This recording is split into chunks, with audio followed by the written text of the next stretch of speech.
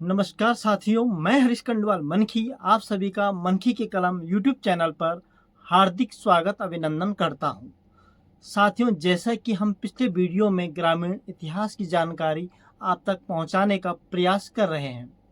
पिछले दो वीडियो में मैंने जो मल्ला वनास, किमसार, जोगियाना गांव की जानकारी और दी है।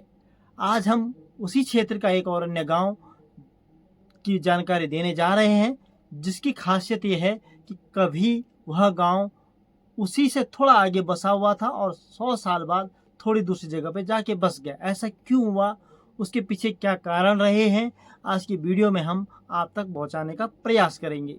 साथियों, अगर आप चैनल पे पहली बार आ रहे हैं तो चैनल को सब्सक्राइब करना न भूलें। साथ ही वीडियो को लाइक, कमेंट, शेयर अवश्य कीजिएगा। तो चलते हैं एक उस गांव में जहां आज अन्य गांव की अपेक्षा पलायन कम है। लोग रिवर्स पलायन कर रहे हैं, लोग अब घर बना रहे हैं और गांव आते जाते रहते हैं। गांव बहुत खूबसूरत जगह पर बसा हुआ है और खासियत है कि बहुत बड़ा गांव है। आज के समय में जो हमारा क्षेत्र के गांव है गंगा भोगपुर, उससे के बाद सबसे बड़ी जनसंख्या वाला गांव है लगभग वर्तमान में। तो उस गांव की क्या खासियत है उस पर हम बात करने जा रहे हैं। तो ले चलते हैं हम आपको डाना मंडल के धारकोट गांव में, जो किमसार का न्याय पंचायत के अंतर्गत आता है। तो इसकी भौगोलिक स्थिति, इसके बारे में हम पहले चर्चा कर लेते हैं। फिर गांव कोटेश्वर महादेव है, उस पर भी चर्चा करेंगे। नीलकमल स्टेडियम है, उस पर भी चर्चा करेंगे। फेडवा लालढांग धारकोट मोटर मार्ग था, उस पर भी हम चर्चा करेंगे। वर्तमान में भी चर्चा करेंगे। तो चलते हैं आज हम धारकोट गांव में। तो धारकोट गांव का परिचय और धारकोट गांव नाम से ही पता चलता है कि यह किसी धार या पहाड़ी के ऊपर वाला हिस्सा होगा। यमकेश्वर ब्लॉक के न्याय पंचायत किमसार और डाना मंडल क्षेत्र के यह गांव अंडाकार रूप में बसा हुआ है। धारकोट गांव का क्षेत्रफल है वह बहुत बड़ा है। इस पे 4 छोटे छोटे राजस्व ग्राम भी हैं, जिसमें से गढ़कोट, नालीखेत, पुलियाणी और काटल। यहाँ पर धारकोट गांव के लोग ही जाकर बसे हुए हैं। वो इसलिए जाके बसे कि यहाँ उनके खेत थे और वह सुविधा के अनुसार वहाँ जाकर बस गए। कुछ गांव में अब लोग रह रहे हैं। इन 4 जो मैंने गांव बताए, पुलियाणी, काटल, नालीखेत और गढ़कोट। तो नालीखेत और यहाँ से तो लोग वापस धारकोट में आके उन्होंने मकान बना लिए, क्योंकि वहाँ पे सुविधाएं नहीं हैं। काटल में 1-2 परिवार रह रहे हैं और गढ़कोट से भी लोग वापस धारकोट में आ गए हैं। डाना मंडल क्षेत्र के मुख्य गांव में के नाम से यह धारकोट गांव जाना जाता है और कोटेश्वर महादेव यहाँ का प्रसिद्ध मंदिर है, जो काफ़ी सिद्ध पीठ है और इसकी अपनी एक मान्यता है। आगे हम उसका वीडियो में जिक्र करेंगे। तो अब हम धारकोट गांव की जो भौगोलिक स्थिति है उस पर बात कर लेते हैं कि धारकोट गांव कहाँ पे कैसा है। तो धारकोट गांव समुद्र तल से लगभग 1000 से 1500 फीट ऊंचाई पर बसा हुआ है। ऋषिकेश हरिद्वार से लगभग यह 40 से 45 किलोमीटर दूर डाना मंडल क्षेत्र की प्रमुख सड़क जो है कौड़िया किमसार तिमल्यानी मोटर मार्ग पर बसा हुआ है। धारकोट गांव पूर्व में देवराना गांव है, दक्षिण में अमोला गांव है, पश्चिम में लालढांग की सीमा लग जाती है, यानी कि लालढांग को जो जंगल है वहां की सीमा लग जाती है। और वहीं जो है इसके उत्तर पश्चिम में रामजी वाला है और उत्तर में मरोड़ा गांव स्थित है। तो यह धारकोट गांव की जो सीमा वाले गांव हैं उसके बारे में हमने बताया। धारकोट गांव की जनसंख्या वर्तमान में डाना मंडल क्षेत्र गांव में की बात करें तो इस समय सर्वाधिक है और सबसे ज़्यादा वोटर भी हैं। निर्णायक मत पड़ते हैं धारकोट गांव से भी। अब हम धारकोट का इतिहास पे चर्चा करते हैं कि धारकोट गांव का क्या इतिहास रहा है, उसकी बात करते हैं। जैसा कि हम सभी जानते हैं कि हम सभी पहाड़ी मूल के निवासी अन्य प्रदेशों से यहाँ आए हैं, कुछ राजस्थान, कुछ महाराष्ट्र, अन्य जिलों से आए हैं। धारकोट में भी अलग अलग गाँव के लोग रहते हैं। धारकोट में क्या इतिहास है उस पर हम बात कर लेते हैं। अब अगर धारकोट गांव के बारे में किंवदंती है कि धार यानी धारकोट गांव के जो पूर्वी दक्षिणी छोर अमोला जाने वाला रास्ता के ऊपर एक कुटिया बनी हुई थी, जिसे धार की कुटिया के नाम से जाना जाता था, इसीलिए इसे धर कुटिया कहा जाता था।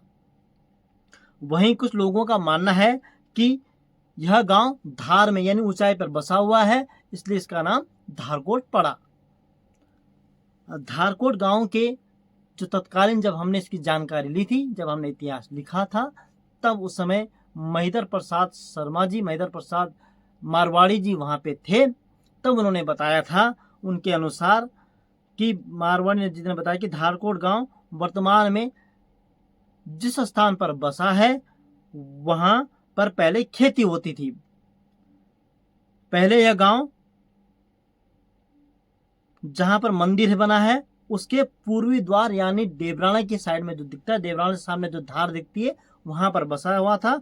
और जो वहां की पहाड़ी है उसकी तलहटी पे गांव बसा हुआ था, जिसे स्थानीय भाषा में अभी पल्ली छाल, और उससे ठीक सामने पहाड़ी जहां पर धारकोट के ऊपर टेलीफोन का टावर है वहां पर खड़ा है, उस स्थल पर बसा था, जिसे भी आज भी मथिगांव कहते हैं। स्थानीय भाषा में उसको मथिगांव के नाम से जानते हैं धारकोट के लोग। वर्तमान में जिस जगह पर धारकोट गांव बसा है वहां पर विस्थापित हुए 80 से 90 साल हो गए हैं। श्री महिदर प्रसाद मारवाड़ी जी ने इस बात की पुष्टि भी की थी कि उनका जन्म पल्ली गांव वाले छाल में ही हुआ था। यह तो था धारकोट गांव के बसने का एक इतिहास। अब आते हैं हम धारकोट का जो प्राचीन मंदिर है कोटेश्वर महादेव, उसकी भी एक दंत कथा है, इसकी भी एक किंवदंती है, उसके बारे में भी एक जनश्रुति प्रचलित है, वह क्या है उस पर भी बात कर लेते हैं। धारकोट गांव का प्राचीन मंदिर जो यमकेश्वर के प्राचीन काल के मंदिरों में जाना जाता है और उसका अपना एक अलग महात्म्य है। इस मंदिर के बारे में कहा जाता है कि यहाँ पर पहले खेती होती थी। इसी गांव में कोई बुजुर्ग महिला जो थोड़ा दिव्यांग थी, एक दिन अपने भोजन के लिए कंदमूल लेने गई। एक जगह पर वह कंदमूल, जिसे तैड़ू या गीठी कहा जाता है, उसे खोद रही थी। संयोग से उस जगह पर एक कंदमूल फल पर कुदाल लगी तो हल्का लाल सफेद रंग का पदार्थ, तरल पदार्थ निकला, जिसे महिला द्वारा ध्यान नहीं दिया गया और वह कंदमूल फल को लेकर घर आ गई। किंवदंती है कि जब वह घर आई तो रात को उनके घर में कंदमूल फल चारों ओर हो गए और वह बढ़ते गए। महिला उन्हें बाहर फेंकती और वह बढ़ते जाते। इस तरह जब परेशान हो गई तो गांव के लोग इस संबंध में जानकारी दी गई। गांव के लोगों ने उसका सहयोग किया, किंतु कंदमूल फल कम होने की जगह अंदर कमरे में वह बढ़ते गए। महिला दिव्यांग होने के कारण स्पष्ट नहीं बता पाई, लेकिन उसकी बातों को कुछ बुजुर्ग व्यक्तियों ने समझ लिया तो कुदाल लेकर उसके साथ उस स्थान पर गए जहां से वो कंदमूल फल निकाल कर लाई थी। घटित स्थल पर आकर उन्होंने पुनः खुदाई शुरू की गई और वहां पर एक पत्थर नीचे की ओर जाने लगा। रात को जब लोग वापस आ गए तो फिर गांव वाले के सपने में आकर बताया कि वह उस स्थल पर महादेव का शिवलिंग है, उसे स्थापित कर देवस्थल बनाया जाए। कुछ लोगों के सपने में आया कि वहां पे महादेव का शिवलिंग है और वहां पे उसको स्थापित किया जाए। इस तरह से वहां पर शिवलिंग प्रकट हुआ और जिसे आज भी कहते हैं कि यह प्राकृतिक रूप से स्फुटित हुआ है, जो कुदाल लगने के कारण दो हिस्सों में बंट गया। बाद में इस स्थान पर मंदिर बन गया। कुदाल यानी क्षेत्रीय भाषा में कूटी से अपभ्रंश होकर यह कोटेश्वर महादेव बन गया। उस मंदिर के प्रांगण में जो दो शेर की मूर्तियां हैं, उन्हें लाल ढांग के पंडो नामक स्थान से लाए गए हैं और उसके मुख्य द्वार के खंबे की उक्त स्थल पर से आए हैं। इस मंदिर के महादेव मंदिर में डाना मंडल क्षेत्र के लोग सावन और माघ माह में रुद्री का पाठ करवाते हैं। निसंतान जो दंपति होते हैं उनकी मनौती पूर्ण होती है, वहाँ घड़ा चढ़ाने आज भी लोग जाते हैं। सावन माह में आखिरी सोमवार को यहाँ मेले का आयोजन होता था। इस तरह शिवरात्रि में भी इस मंदिर में पहले मेला लगता था। वर्तमान पलायन की मार से इन मेलों पर भी पड़ी और मेलों ने सूक्ष्म रूप ले लिया है। अब लोग केवल जलाभिषेक करने के लिए मंदिर में जाते हैं, लेकिन पिछले कुछ सालों से देखने में आ रहा है कि स्थानीय लोग अब भंडारे का आयोजन मंदिर में कर रहे हैं। पुनः फिर लोगों का मिलना जुलना शुरू हो गया है। यानी धारकोट गांव के बारे में एक रोचक बात बताई जाती है कि यहाँ पर जहाँ मंदिर बना है उसके दाहिनी ओर सड़क के नीचे एक पोखर छाल तोक है। यहाँ के बारे में यहाँ के गांव के क्षेत्रीय लोग बताते हैं कि एक बार इस खेत में धान की रोपाई के समय गांव के 7 जोड़ी बैल, 7 हल लगाने वाले और 7 ही महिलाएं जो हल के पीछे घास या मिट्टी डलियां तोड़ती हैं, जिन्हें स्थानीय भाषा में सिमरिया कहते हैं, वह डूब गई थी। यह जगह 3 ओर से सीढ़ीनुमा खेतों से घिरा हुआ है, या इस तरह से कटोरी की आकृति वाला हिस्सा भी कहा जा सकता है। जब ये लोग यहाँ पे डूब गए तो इसके बाद यहाँ पर नीला कमल खिलने लगा।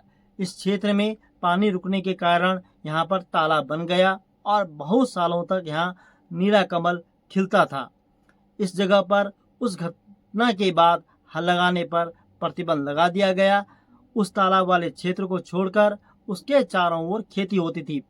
श्री महेंद्र प्रसाद जी ने इस बारे में अपना अनुभव बताते हैं कि उस समय दूर दराज के लोग विशेषकर इन नील कमलों के दर्शन करने आते थे। आज वहाँ पर स्थानीय युवक क्रिकेट प्रतियोगिता का आयोजन करते हैं और उस जगह का नाम नीलकमल स्टेडियम रखा गया है। तो यह थी नीलकमल स्टेडियम की जानकारी, जो अभी भी वहाँ पे थोड़ा बहुत पानी रुकता है, जहाँ पे यह नीलकमल खिलते थे। और हमारे बहुत से लोग जो 80 कहते हैं कि 80 के दशक तक यहाँ पे नीलकमल खिला करते थे। आज हम और इसी पे एक और रोचक जानकारी है लालढांग धारकोट फेडवा कांडी मोटर मार्ग का। धारकोट गांव की जो राजस्व ग्राम है गढ़कोट के से पहले एक रास्ता लालढांग जाता था। धारकोट से लालढांग रवासण की दूरी मात्र 22 किलोमीटर बताई जाती है, जबकि हरिद्वार और ऋषिकेश से दूरी लगभग 40-45 किलोमीटर है। इसी कारण डाना मंडल क्षेत्र में तत्कालीन समय में सड़क मार्ग नहीं होने से 1995 से पूर्व धारकोट गड़ाकोट के निवासियों का स्थानीय बाजार लालढांग था। यहाँ के निवासियों यहाँ से पैदल ही लालढांग से राशन संबंधी सामग्री खरीद कर लाते थे, घोड़े में लाद कर लाते थे। स्थानीय निवासी सेवानिवृत्त अध्यापक श्री रमेश चंद्र मारवाड़ी और दिनेश शर्मा जी इस संबंध में बताते हैं कि धारकोट गड़ाकोट लालढांग के लिए उत्तर प्रदेश के 1959 में तत्कालीन वन मंत्री ने एक सड़क बनवाई थी, जिसका नाम लालढांग धारकोट फेडवा मार्ग है, जो कि वन विभाग के रिकॉर्ड में आज भी उपलब्ध है। इस सड़क के निर्माण के बारे में दिलचस्प घटना बताई जाती है। जब यह सड़क बन रही थी तो लालढांग से गड़ाकोट के बीच एक जगह पर भारी पहाड़ की चट्टान आने और आगे भूस्खलन वाले क्षेत्र आने के कारण मजदूरों से जब सड़क नहीं बन पाई तो तत्कालीन मंत्री श्री जगमोहन सिंह ने एक मिलिट्री के ऑफिसर जो उनके मित्र थे, उन्होंने मित्रता के तौर पर श्रमदान करने हेतु मिलिट्री यानी सेना के जवानों को वहां सड़क बनाने के लिए भेजा था। आज भी उस स्थान को मिलिट्री मिलान के नाम से जाना जाता है। 1961-62 में उक्त मोटर मार्ग पर बस चली जो देवराना से आगे तक गई थी, जिसमें धारकोट के बच्चों को भी कुछ दूर तक बिठाया गया था और सबने खुशी में लड्डू बांटे गए थे। लेकिन भूस्खलन और कच्ची मिट्टी होने के कारण उक्त मोटर मार्ग सफल नहीं हो पाया। इसी तरह नालीखाल में वन विभाग का एक आलीशान बंगला था, जो वर्तमान में विध्वंस हो चुका है। उस स्थल से 200 मीटर आगे एक वन चौकी बनी हुई है। धारकोट गांव के लोग ढाकर के लिए लालढांग जब गड़ाकोट नाली खाल होकर जाते थे, यहाँ से खच्चरों के द्वारा राशन, जिसमें धान, गेहूं और सीरा गुड़ प्रमुख तौर पर आयात होता था, वहाँ आने वाले लालढांग के व्यापारी अपने धान को मुंजी कहते थे। तो उसके बारे में उनकी कहावत प्रचलित थी कि धान के खेतों में डलों को तोड़ने के लिए कितनी भी थपकी मारो, मुंजी तो लालढांग से ही आएगी। जिसका आशा यह था कि तुम कितनी भी कोशिश कर लो, लालढांग के बराबर धान की पैदावार यहाँ नहीं हो सकती। नाली खाल से आगे 2 किलोमीटर दूरी पर एक प्राकृतिक स्रोत के पास बैठकर नाश्ता या रोटी खाया करते थे, जिसे बरसात के पानी के नाम से जाना जाता है। बरसाती पानी के नाम से जाना जाता है उस स्थान पर जहाँ पे लोग ढाकर यात्रा के दौरान रोटी या नाश्ता करते थे। स्रोत के पास बैठकर नाश्ता रोटी करते थे, जिसे बरसाती पानी के नाम से जाना जाता है। आगे चलकर लालढांग के रवासण नदी से 7 किलोमीटर दूरी पर एक समाध नामक स्थल है, जहाँ पर ढाकरी विश्राम करते थे। इस समाध नामक स्थल पर जमाल और कमाल नामक 2 व्यक्तियों की समाधि है। इनके बारे में कहा जाता है कि इनके रास्ते चलते चलते अचानक मौत हो गई थी, इसलिए इनके स्थान पर समाधि बना दी गई, जिसे आज भी समाध के नाम से जाना जाता है। तो यह धारकोट गांव की जानकारी थी।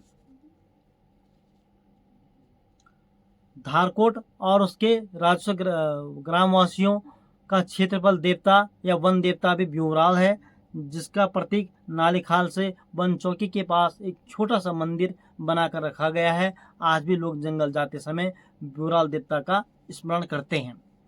अब आप बात करते हैं धारकोट गांव की सामाजिक स्थिति के बारे में। क्या है सामाजिक स्थिति, उसी बारे में। धारकोट गांव बहुल जाति गांव का इतिहास है।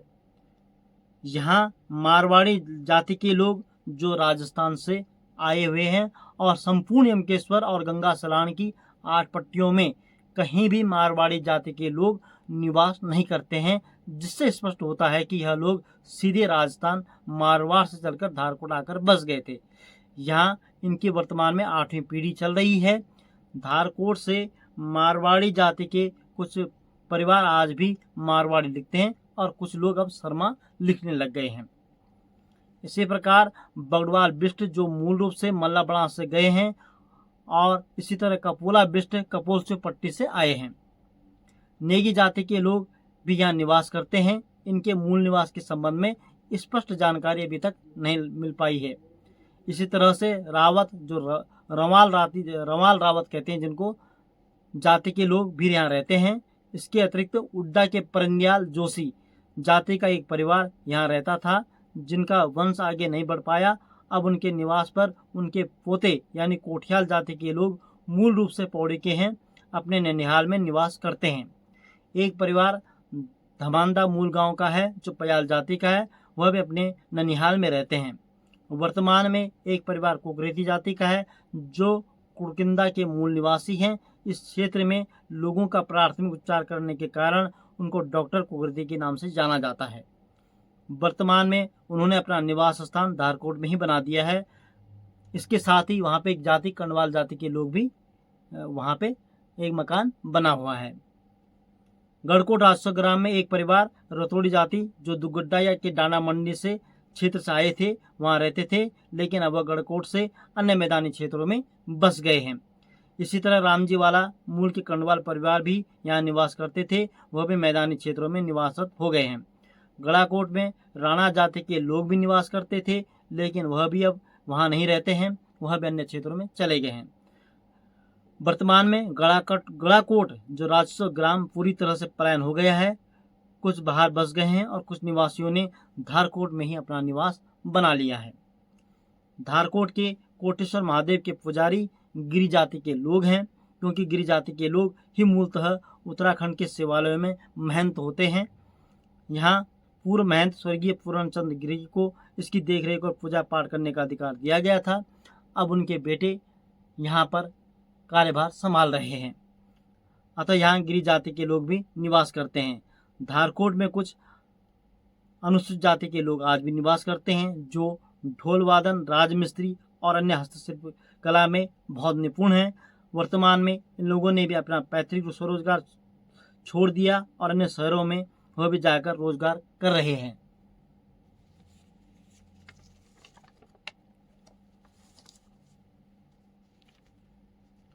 धारकोट गांव की आर्थिक स्थिति।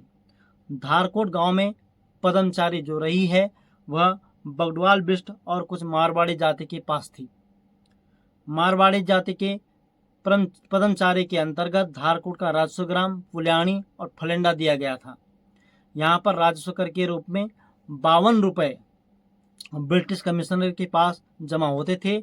इसी तरह दूसरी ओर बगडवाल बिष्ट को पदमचारी दी गई थी, जिसका राजस्व भी 30 रुपये करीब सालाना बताया जाता है।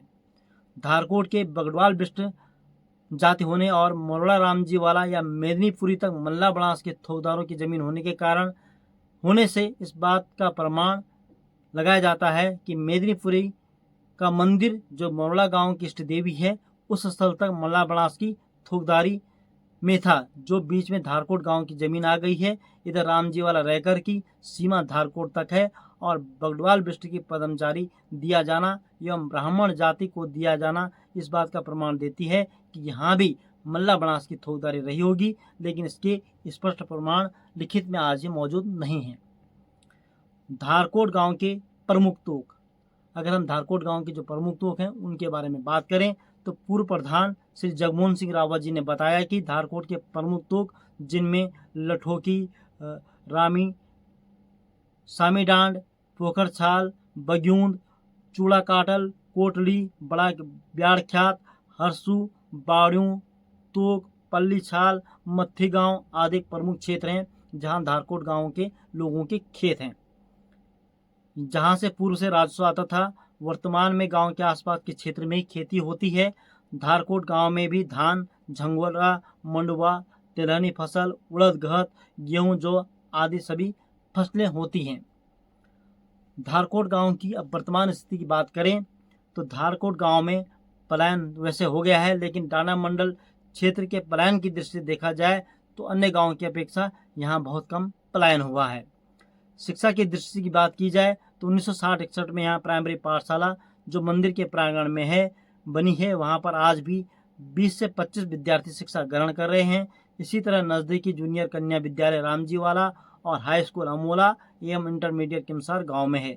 बैंक की बात की जाए तो नज़दीकी बैंक किमसार में स्थित है। प्राथमिक स्वास्थ्य केंद्र भी किमसार में है, लेकिन सुविधाओं के अभाव में सभी लोग ऋषिकेश और देहरादून जाना उचित समझते हैं। धारकोट गांव में पंचायत भवन उपलब्ध है। वहाँ की प्रमुख समस्या गर्मियों में पानी की रही है, लेकिन अब धारकोट गांव वालों ने भी अपनी मेहनत और गांव के लोगों ने मिलजुल करके अपनी योजना समिति बनाई और गांव में जो है पंपिंग के द्वारा गांव में पानी पहुंचा दिया है। अब गांव में पानी की समस्या लगभग समाप्त हो गई है। जो उपरोक्त सभी जानकारियां दी गई हैं स्थानीय लोगों के द्वारा दी गई हैं, उनसे बातचीत की गई है और इसमें मैंने महेंद्र प्रसाद जी का नाम लिया है जो स्वर्गवास हो गए। जब मैंने यह जानकारी ली थी तब वह जीवित थे। तो आज की वीडियो हमारा पूरा धारकोट गांव पे था। आपको कैसा लगा आप ज़रूर बताइएगा। इसी के साथ हम अन्य गांव की वीडियो भी, अन्य गांव की जानकारी भी आप तक पहुंचाने का हमेशा प्रयास करते रहेंगे। फिर मिलेंगे एक नई जानकारी, एक नई वीडियो के साथ। फिर मिलते हैं कल। तब तक के लिए धन्यवाद।